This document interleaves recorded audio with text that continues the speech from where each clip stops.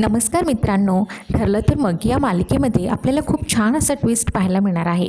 खरं तर अर्जुन आणि सायलीने मोठ्या लढाईने प्रिया आणि साक्षी या दोघांचं सत्य समोर आणलेलं आहे आणि आता जजसुद्धा त्यांचा निर्णय सगळ्यांना सांगतात. आणि पुढे ते म्हणतात की संपूर्ण जगात गाजलेल्या आणि वात्सल्य आश्रम खून खटल्याला आज वेगळंच वळण मिळालेलं आहे आणि खुन्याला साथ देणारी प्रिया मधुकर तिने आज खरी साक्ष दिली आणि मिटवलेल्या पुराव्याबद्दलही तिने सांगितलं आहे.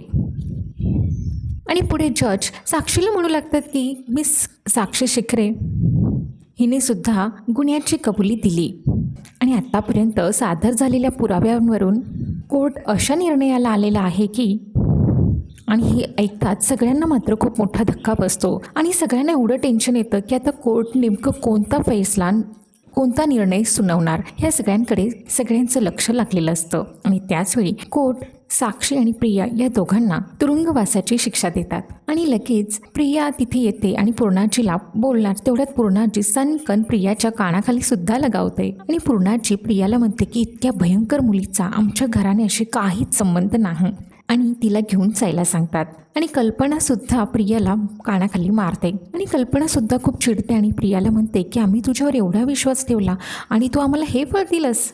आणि तेव्हा लगेच प्रिया सायलीकडे येते आणि सायलीला म्हणते की अगं सायली मला जेलमध्ये नाही जायचं. तेव्हा मात्र सायलीसुद्धा प्रियाच्या कानाखाली मारते. हे बघून अर्जुन मात्र खूपच खुश होतो आणि सायली प्रियाला म्हणते की आता 7 वर्ष तू जेलमध्ये सडायचं आहेस प्रिया आणि हीच तुझ्यासाठी योग्य शिक्षा असणार आहे.